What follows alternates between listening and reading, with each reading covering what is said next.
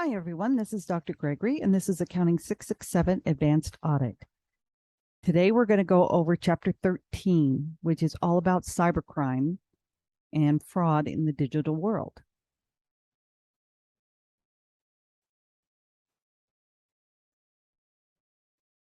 Now, we have been constantly evolving since the BC days of going from some type of cash-based society to now a cashless society. We can see that we started out incorporating cash, different types of cash. Then we evolved to cash and checks and other what we call chattel, which was postage stamps, money orders, traveler's checks, those things that we can convert to cash. We then evolved to credit cards and debit cards, and we made purchases through online purchasing. And now we have come to a new age of currency called cryptocurrency. We're not going to get into cryptocurrency, but we're going to get into how all of these can be caught up in the area of theft. And we'll see how the computer age has allowed this theft to become much more prolific. It used to be in the old days, you just go out and steal money. But now we have the computer that can help us out. And we call that cybercrime.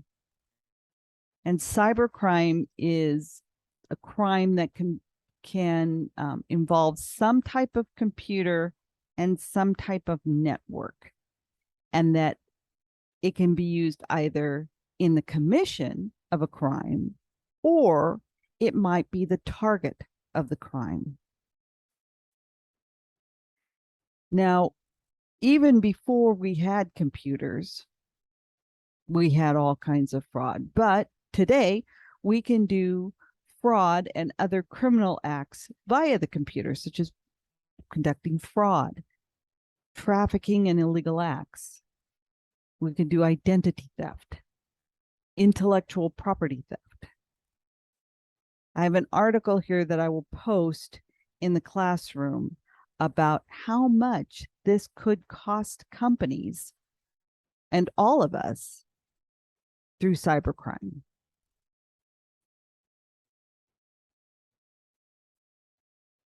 Now, most of us have grown up in the age of computers, and we've seen computers evolve over time from very large, actually room size computers to small handheld devices. So a digital device can be just about anything within that realm. We can conduct cybercrime on work computers, personal computers, laptops, tablets, iPads, smartphones. And now there are hackers that can even hack into smart home devices that you have. So your lights, your home appliances that are running on smart computer software can be hacked into. So anything that has software installed on it could be a device on criminal crime.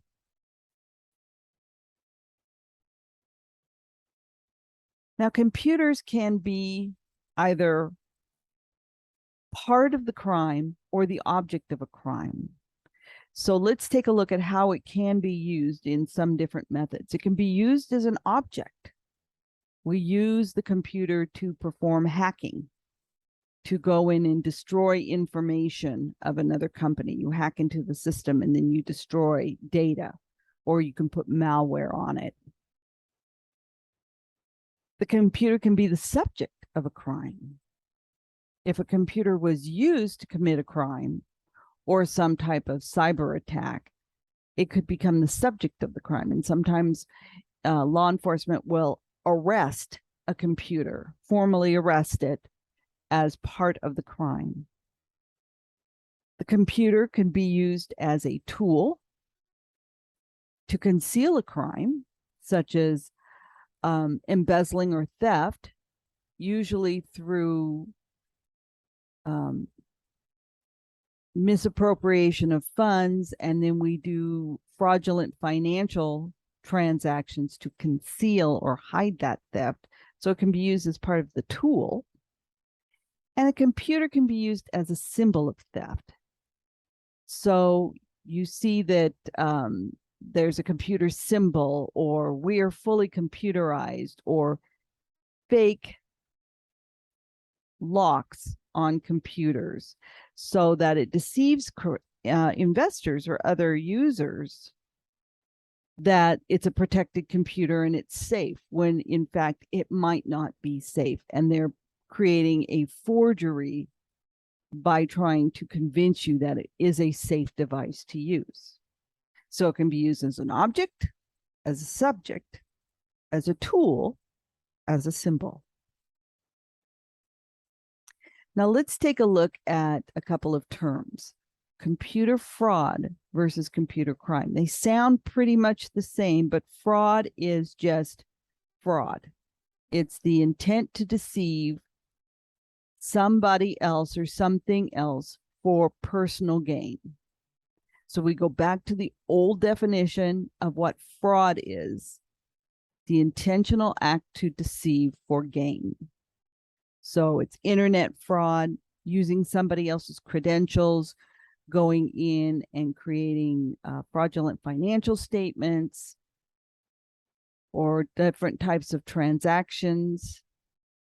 Whereas computer crime is anything that's committed, is a crime that's committed on a computer. And it can include fraud, but it can also include drug trafficking, child pornography, circumventing copyright laws. So computer fraud is just crime committed on a computer, which is only intent to be fraud, whereas crime can be anything, including fraud.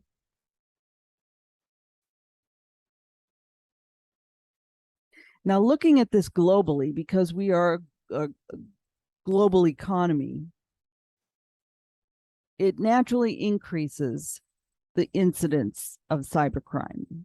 And it's difficult to determine which jurisdiction the crime actually took place in, because if it took place on the internet, it can be transmitted throughout the world. And oftentimes we will see computers talking to each other around the world during a cybercrime attack. That's why it's so hard to find cyber criminals, because they hide under layers and layers and layers of other computer systems.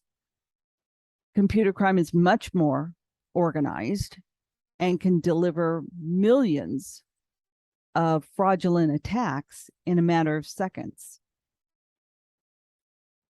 Now, there are 32 countries, including the US, on cybercrime committees to address the problems posed by these cyber criminals.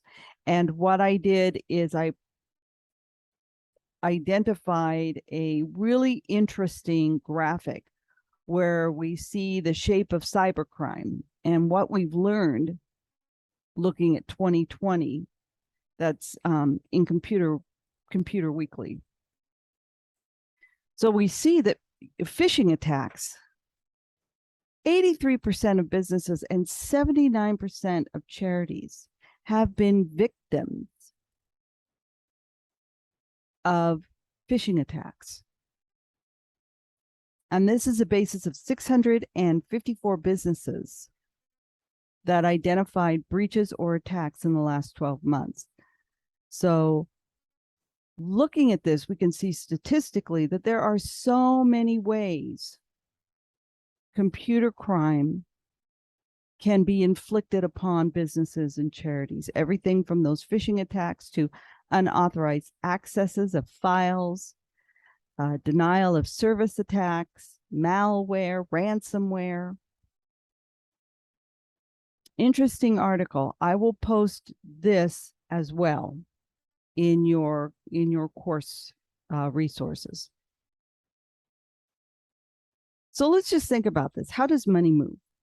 In the old days, you would take your money to a bank it would deposit, then the bank would transfer the money to the Federal Reserve, and it would be held in Federal Reserve until banks needed cash. And then they would go to the Federal Reserve, get the cash, and bring it back. Very simple. Then credit cards came, and credit cards where we could access the bank immediately through a merchant account, Visa, MasterCard, American Express, and we could make payments within a very relative short time. Now, because of the internet, money can move instantaneously, and it moves outside of financial institutions. Like I said, it used to be we'd go to the bank. We did all of our business at the bank. The bank would do business with the Federal Reserve. Now we've got Venmo, we've got PayPal, we've got prepaid value cards, such as prepaid Visa cards, that can be automatically uploaded and used as tender. We could also use cybercurrency or cryptocurrency. And in businesses, we're now seeing blockchain, digitally approved transactions going on. So instead of creating a purchase request or a purchase order to order something, you would create it instead of on paper and send the paper to the company. The company would take the paper and use it to create the purchase, and then the invoice would come later. You can do this all now digitally through blockchain transactions where there's electronic signatures. So the purchase order comes electronically to the source, and someone is authorized to approve it, and then it travels on through the blockchain.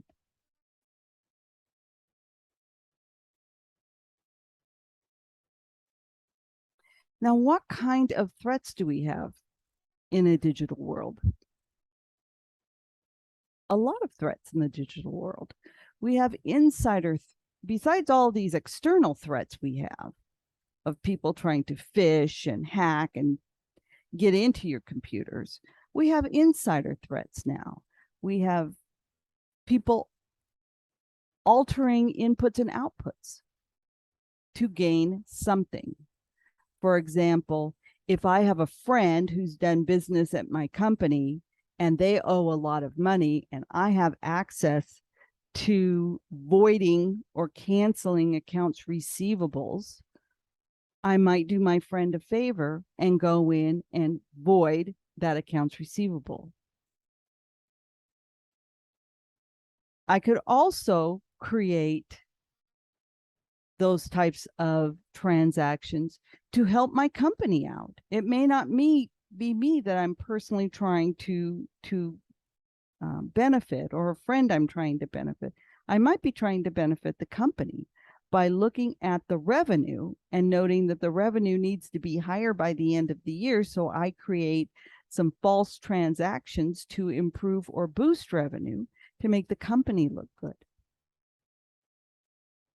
Insider threats could be internal communication disruptions, virus software, internal espionage, hacking, or theft of data.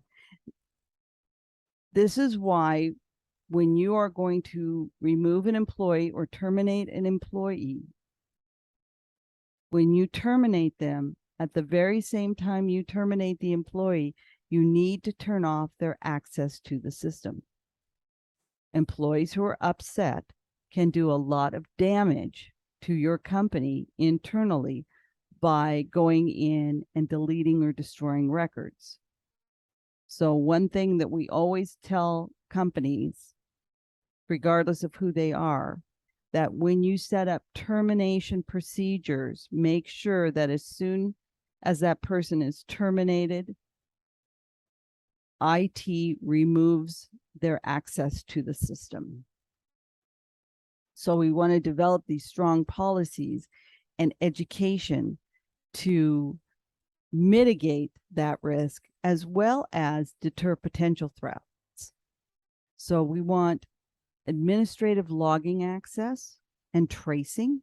We want to know who's on the computers, when they're on the computers, and making sure those IP addresses are there in the building. For example, if you are looking at computer access logs and you see that somebody has accessed the system on a weekend when the business is normally closed, or during the middle of the night when everyone should be sleeping, that gives rise to suspicion that someone is attempting to or has entered into your system. You want to have appropriate internal control measures, including the segregation of duties, so that you don't have people who have too much access to a system. For example, you don't want somebody who takes the cash over the desk to have depositing rights, or to have the ability to record that transaction of the daily sales into the system. Because if you give someone that much access rights, you're setting yourself up for the possibility of someone to be able to not only steal from you, but to be able to cover it up. We also want to educate our staff. It's so important. Employees need to be educated on what these types of attacks are and how to prevent them, or how to alert your IT staff that something is going on. When you receive strange emails asking for information or asking you to click on links, that should alert you if you don't know where they're coming from, to alert IT that this is happening. So we need to get educational programs out there. I know at all the colleges that I work for, especially Grand Canyon, I take annual cybersecurity threat training to teach me the latest and greatest, so that I am aware and can alert our IT staff if there are potential threats coming through on my computer. And finally, this is part of the tone at the top, the internal control of management's being aware of these issues happening. There has to be enforcement. We have to enforce our policies and make those policies robust enough to deter others from attempting to perform any insider threats to our companies.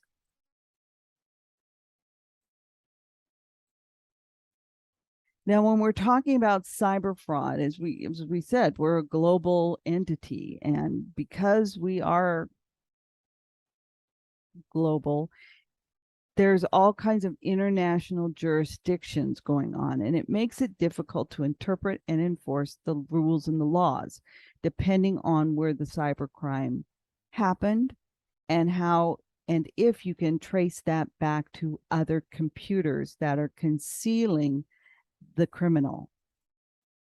So as more people are online, more opportunities for fraud are going to take place.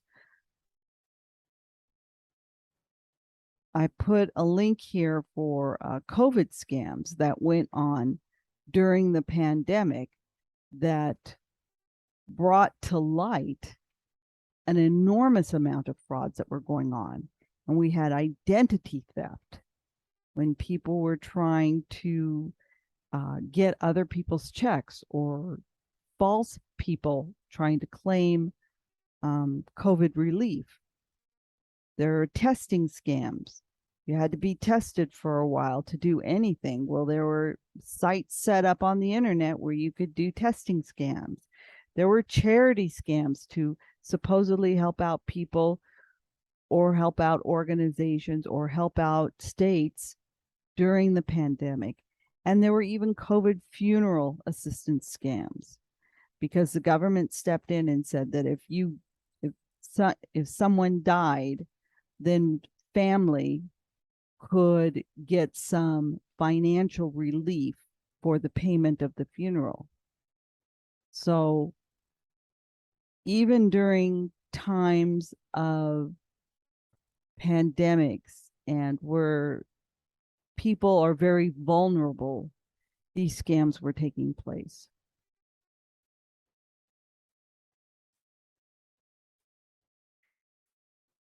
Shifting over to out of cybercrime into more complex frauds. We see that old frauds are becoming new again. Pyramid and Ponzi schemes. In a pyramid, there's no investment, just money is being pocketed. They used to call those birthday clubs.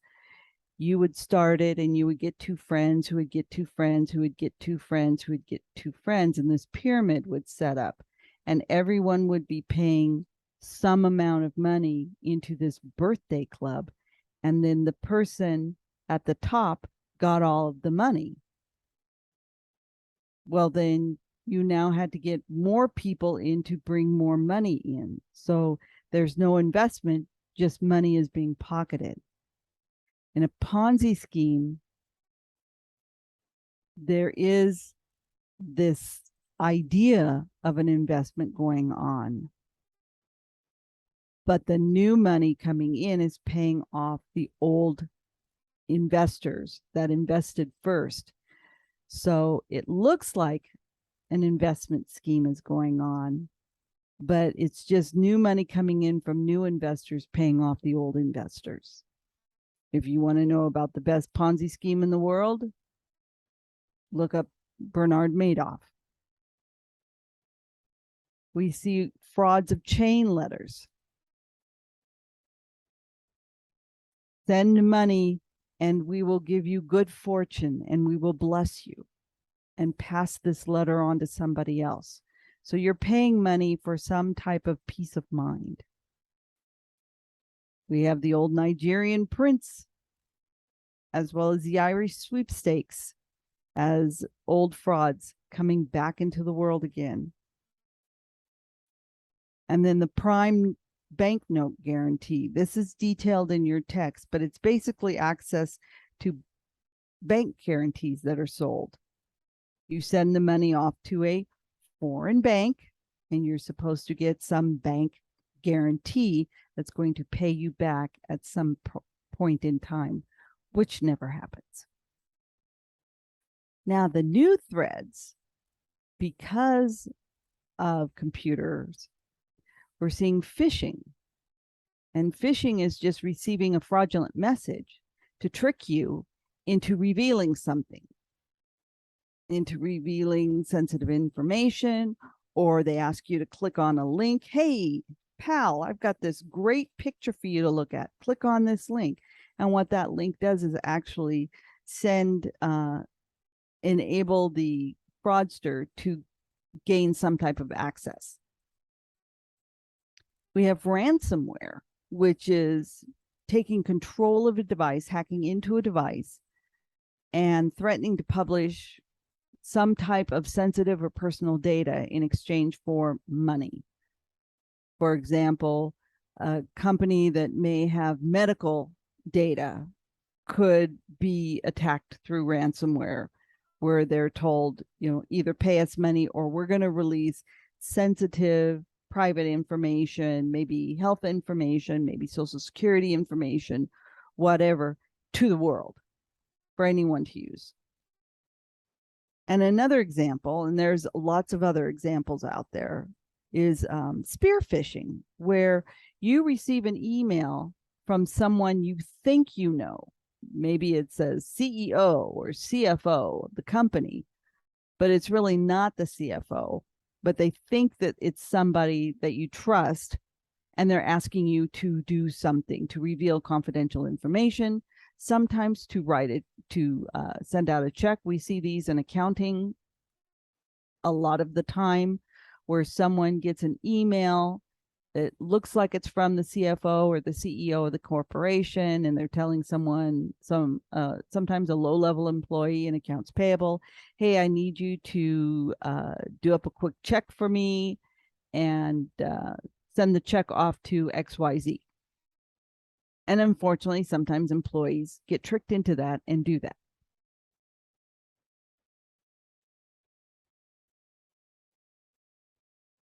I want to just briefly touch on complex frauds. And the complex fraud that we're going to look at, it has to do with money laundering. And money laundering is basically transferring funds that wash dirty money into clean money. And when we talk about dirty money, we're talking about money earned through some type of illegal activity. It's not really dirty, and we don't really wash it. But a typical money laundering scheme is we collect the dirty money, we're selling drugs. Well, we somehow have to get that money to be legitimate through cleaning it. So the money goes into what we call a placement. The money goes into a bank, and then the bank integrates that money into the financial system with other money. So it starts to get diffused into the financial system. And then the fraudster or the drug trafficker makes a wire transfer from that account or multiple accounts into various offshore accounts, onshore banks. So they're transferring it from one bank into perhaps multiple offshore or onshore banks into different accounts. And the more accounts you have out there, the more layering that's going on. So the money becomes even more diffused in the system. And then finally, they take the money from those different accounts and they transfer it into luxury items, cars, jewelry, homes, commercial investments, industrial investments. So they're now integrating that money back into something that appears to be legitimate. We see this a lot with drug trafficking. Money gets laundered and shows up as an asset of a house. So a drug trafficker could have multiple houses that are owned by maybe members of the families or through what we call straw owners, where they really don't own the house. It's just their name on the paper. So introducing this into your reading this week, we will look at it again later on in further into the course, but just an introduction for now. If there are any questions, please post them to the class questions for the good of everyone, or you can send me a Halo message, or you can schedule a Calendly meeting with me.